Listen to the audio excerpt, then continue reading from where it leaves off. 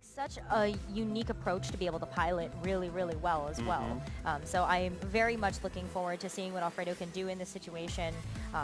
In terms of Natalie's team, we do have a very trick room oriented team, and there are a couple of options here. I'm definitely looking at that Snorlax as a potential Gigantamax option, as well as even the Butterfree, maybe even getting a chance to Gigantamax as well. Yeah, really interesting options there from Natalie. So she will be running the Hatterene, the Torkoal, the Rhyperior, the Dusclops, the Butterfree, and Snorlax, like you mentioned. Two potential Gigantamax options there in the Butterfree and the Snorlax. That Dusclops is going to be really important to get the Trick Room set up, because it really looks like Natalie needs to get that Trick Room set up to have a hope of getting through sort of the much more hyper-offensive side of Alfredo's. Well, something that I'm a little bit worried about, even though for Natalie, is just how kind of slow Conkeldurr can really be. So I would worry about whether or not Alfredo's going to bring that in the back and just really be able to kind of punch that damage home. Absolutely.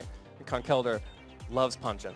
And if we've seen anything from historical video game championships, it's that never sleep on Conkeldurr. And here we go. The first match of the international championships, the first international championships on Sword and Shield. We are going to see the Hatterene and the Butterfree leads from Natalie, showing one of her Trick Room setters as well as a Gigantamax option up against the Grimmsnarl and Chandelure. Potentially very supportive start there from Alfredo. Definitely a supportive start. I think that in terms of game one, it's going to be really important to see what that Grimmsnarl is capable of doing. We see a couple of different sets, whether or not it's going to run something like a fake tiers or run a little bit more of a defensive setup, like having those screens, but we're seeing a fake out first. Yeah, fake out on the Butterfree just needs to make sure that they can't get off any kind of status effects like Sleep Powder. Chandelure shows the Imprison to imprison the Trick Room. Huge play there from Alfredo, showing the Imprison, making sure that Natalie just will not be able to set up Trick Room until that Chandelure is off the field. That was really, really huge. Nat's turn one play was to set up that Trick Room, and Alfredo sniffed that out immediately and said, you know what, you're not going to be able to do that. Chandelure, often running that Imprison move, is capable of putting the Trick Room on itself and then making sure no other Pokemon is able to use that Trick Room. Yeah, so that was really impressive play there by Alfredo. And that is just so disruptive if you're a Trick Room player. If you can't set Trick Room, then what can you do? And it turns out all you can do is switch out, try to get Rhyperior in, try to start getting some damage. Fortunately, really strong matchup against this Chandelure and the Grimmsnarl that are currently showing, but Alfredo absolutely in the driver's seat here, showing scary face on the Grimmsnarl, while Heat Wave will hit the protective Butterfree and just do a little bit to the Rhyperior. Scary Face is such an interesting tech. That's so cool. Yeah, that's a really, really cool tech to be seeing on the Grimmsnarl, and I think that means that this is just one of the ways that Alfredo has really teched their Pokemon in order to be prepared for all of those matchups. But what's going to be a little bit difficult is Natalie's really relying on this Rhyperior to get big damage, particularly if it gets a chance to proc what I'm going to presume is going to be that weakness policy as the item on that Rhyperior. Yeah, it's just going to option a great option for Rhyperior because it can take hits very easily, as we saw with that Heat Wave coming out from Chandelure, and then also boost its attack by 2 stages with the weakness policy, allowing it to basically pick up knockouts wherever it tries. Looks like we are going to go ahead and see the Dynamax trying to get the Rhyperior even more bulky, even bigger damage, and making sure that you actually get the full use of that doubled hit points option from the Dynamax before taking even more damage from the Grimmsnarl or the Chandelure. It's a huge health pull for that Rhyperior as well, so it is going to be able to take Heat Waves like a champ. Fortunately, no damage. Butterfree, though, really not going to be able to take that. As frail as it is, it's not going to survive. Yeah, you don't hate that, though, if you're Natalie. Gets you a free switch in later. Rhyperior does take a little bit more damage from the foul play, but we'll be able to finally get off this max Rockfall. Deals big damage to Chandelure, sets the sand, so even with that Focus Sash, Chandelure will go down. So if Natalie does have her Dusclops in the back, she now has the option of potentially being able to set up Trick Room. Yeah, and potentially as well, we can bring back in the Hatterene and just be able to maybe do something with its ability, or even just preserve it if she really feels like this isn't the time for Hatterene. Yeah, getting that Chandelure off the field is such a big deal. You would like to have seen that happen on turn 1, but you make do with what you've got. Inteleon is going to be the choice for Alfredo. Just going to go ahead and immediately threaten that Rhyperior. even with the Dynamax and with the Solid Rock, Inteleon does so much damage. I don't know about that Rhyperior. But Hatterene is going to be the choice for Natalie to try and set up Trick Room. I'm interested about what this Inteleon is going to do, just because I haven't gotten a chance to see Inteleon too much in action, but this is going to be potentially its time, especially all of the meta-analysis that I've read before this tournament. Inteleon's supposed to be a big star. Yeah, Inteleon does big damage, and of course its move Snipe Shot is really big for avoiding things like Follow Me's and ally switches. Don't have to worry about that right now. Instead, Inteleon's just going to be happy to Dynamax and deal big damage with Hydro Cannons against either this Hatterene or the Rhyperior. This Grimmsnarl has been alive and kicking for quite a few turns here, and we've seen it, of course, show off that scary face option as well as the fake out, but what else is this Inteleon potentially running? I think Nat going for the Max Guard here is really smart. Well, Fake Tears actually gets magic bounced back. Not a lot of people have seen magic bounce a lot until this cycle with Hatterene getting it. So Fake Tears not going to work out for Alfredo this time around, but the Max Geyser coming out doesn't matter, still picks up the KO. Hatterene not going to be able to set that Trick Room and gets rid of the Sand as well for Rain to boost that Inteleon even further.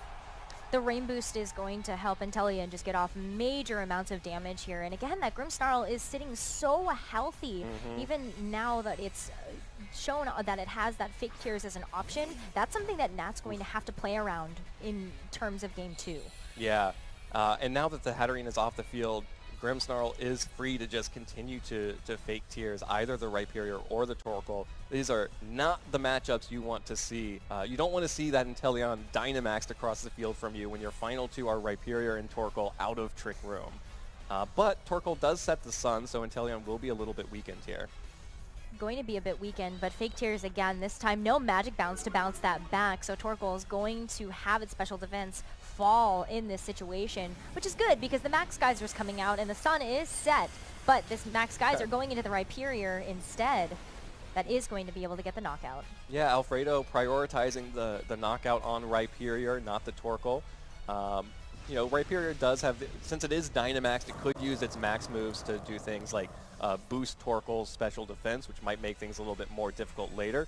But Torkoal had to go for the Solar Beam there, but unfortunately, much like Melbourne, the Sun has been wiped away with some of the rain clouds. Not going to last, only going to last for 4 more turns, but you know, so if you wait it out, you'll be fine. You'll get the Sun back later, but not so great right now. No, especially because it means that it's going to be stuck in that Solar Beam mechanic until it gets a chance to fire it off, but it might not even survive to do that because this Max Geyser coming in from the Inteleon. Cool, that's so it's going to be enough much to knock damage. it out. Yeah, Inteleon making quick work of Natalie's team there, being able to imprison the Trick Room on turn 1, not allowing Natalie to play her game at all, basically. You know, that's what's so disruptive about Imprison Chandelure. Natalie's going to have to make some serious adjustments to make sure that she doesn't just get locked away out of a win condition so early on. What I think was really interesting is that we saw Fake Tears come out a couple of times, but I'm not sure how much you really needed the Fake Tears to drop the special defense, particularly because Inteleon did get the Rain Boost. Yeah. So it was just able to dish out so much big damage. I just don't think that even knowing that is something that Natalie's going to have to play around here. Yeah, those Fake Tears were, I think that was more just I want Grimmsnarl to do something because Grimmsnarl hadn't gotten a chance to do much of anything the rest of that game. Although, it did manage to fake out the Butterfree to stop Butterfree from sleep powdering turn 1. It was able to get a little bit of damage with the foul play. And really, Grimmsnarl didn't need to be there. It was all about Inteleon just picking up those KOs, KO after KO after KO. Natalie running that hard Trick Room team does have a couple of other options. We didn't get a chance to see the Snorlax, but maybe that's an option to bring to the table. But really, we're going to have to see some type of Trick Room get set, I feel, for the Pokemon that are on the team that are going to be the big damage dealers to shine.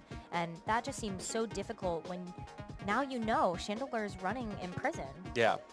And I think she had some good moments there. You know, getting the Rhyperior in against the Grimmsnarl and the Chandelure, there was the opportunity to deal some damage there. If she can get the Rhyperior in earlier, you know, maybe even just, you know, a standard Dusclops Rhyperior lead, go just immediately offensive to knock out that Chandelure, get yourself set up for the Trick Room, as well as getting your Rhyperior weakness policy procced under Trick Room earlier or at all. I think this is a really important team preview for her because she can't get caught just allowing the Chandelure to imprison and lock away her entire win condition on turn 1 anymore. I think leading Rhyperior would actually be a really great adjustment from Nat, just because we saw how little Heat Wave did to that Rhyperior. I think that it would be very safe to get in as a lead. There's not too much that's particularly threatening to that Rhyperior except for the Inteleon and potentially the Rotom mode, depending on what it's running. So I think that would be very, very safe, but we'll see if Alfredo reads that, or even if Nat makes that adjustment at all. Yeah, I mean, that's such a hard play to make, to lead the Rhyperior, because that's your damage against this team, but need to get it out earlier, and if you catch something like an Inteleon or the Rotom Mow on turn 1, your Rhyperior is in such a weak spot, and you're going to have to dig out from there. Game 2. Going to have to be maybe a few adjustments there from Nat, but Alfredo was able to pilot that game 1 like a champ, and we're going to see no real changes here actually from either player. Never mind. They like how game 1 went. Butterfree and Hatterene on the side again for Natalie, and the Chandelure and Grimmsnarl for Alfredo. Now, one thing that we didn't see in turn 1 of the last game was the potential Gigantamax Butterfree. So you could Gigantamax, avoid the fake out, and then hope to get good status on that Chandelure or on that Grimmsnarl and make something happen there. Also, knowing the Imprison, Hatterene can just go for some offense now. Yeah, I really love Butterfree's G-Max move, and if it is an option, since we really don't know yet, since we haven't gotten a chance to see that Butterfree do too much yet, I would really like to see a turn 1 Dynamax or a Gigantamax. That might be an option. But Hatterene just going to be switching out. Okay, just bouncing out for Torkoal. So Torkoal will set the sun, is not afraid of Heat Wave from that Chandelure at all. Butterfree's probably feeling a little bit hung out to dry here, though. We'll just go ahead and Protect to try and save itself from any of the big damage coming out from the other side. And that's going to be another fake out into the Protect, and then Chandelure will go ahead and just repeat the turn 1 of last time, but with Torkoal out now. This was a really safe turn 1 from both of these players. Nat recognized that because Chandelure was out on the field, may want to preserve the Hatterene for later and not get trapped in the Imprison again to deny the Trick Room. And I think Alfredo also went for a very safe play there, where seeing the Hatterene, you can just go for the turn 1 that worked for you in game 1, because it did work out really, really well. But this time, Nat was able to play that one like a champ, got that Protect off, and just made sure that that Fake Out wasn't going to get the value that Alfredo was hoping that it would. Yeah, and now that Fake Out has been blown on turn 1, Butterfree could be safe to go for some Sleep Powders. Instead, it's safe to switch out for Hatterene. Just going to make sure that Natalie is swapping her Pokemon around, protecting the Torkoal. So another turn of not dealing any damage, just trying to get board position here. Heat Wave will connect with the Hatterene on the switch and deal some good damage, though. Ooh, that's almost over half damage to Hatterene, and the foul play as well is going to bring it so low, but Hatterene is able to hang on, may be able to get... I actually might not even be able to get an attack off, because Trick Room does have that lower priority. Yeah, hard to get anything done when you're sitting at 4 hit points up against 2 Pokemon that are faster than you, and 1 Pokemon that Chandelure that does have a spread move. So Heat Wave totally able to pick up the little bit of chip damage on Hatterene, and then deal a little bit to Torkoal as well, while Grimmsnarl could focus there. I don't know, hard to say here, but Natalie really prioritized getting the Torkoal and the Hatterene on the same field, on the same side, so we'll have to see what she does with it. Well, it's going to be a rotating door again. Torkoal going to be going back into its Pokeball for Rhyperior, and Rhyperior is going to have to be the big damage, but wow. Yeah, Rhyperior needs to get some big damage off, but will just be taking a Shadow Ball on the switch-in, while Alfredo picks up the free KO on Hatterene with the foul play on Grimmsnarl. Grimmsnarl taking a KO this time. Rhyperior in the field, but already took half its health, so even if it Dynamaxes, it's just going to be back up to where it started. This is a really tight spot for Natalie to be in because she had to spend so many turns making sure her Pokemon were set up in the way that they were going to be able to do the damage or be supported. And at least they will be able to get that free switch in with the Butterfree. But there's still a couple of options here. Alfredo hasn't had to change any of their Pokemon up yet. Yeah. Really just taking control of the game. All right, well now Butterfree is alongside Rhyperior. I think we've seen basically all of the potential combinations of the 4 Pokemon that Natalie has sent out.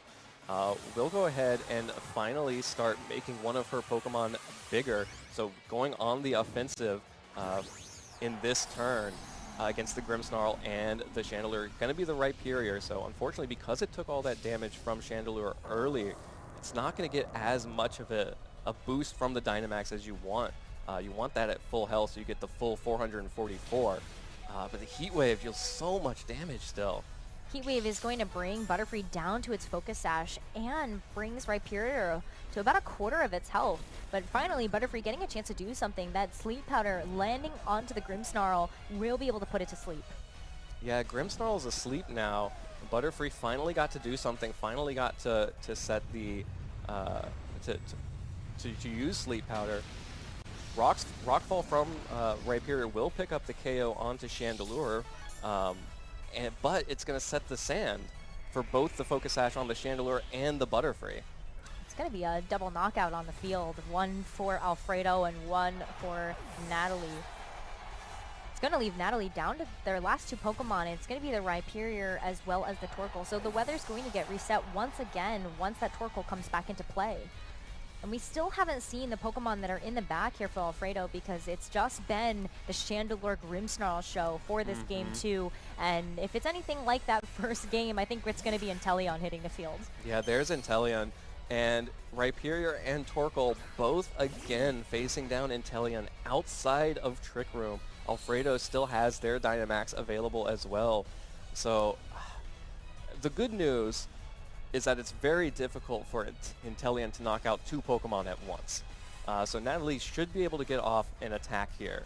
She's going to have to make the most of it.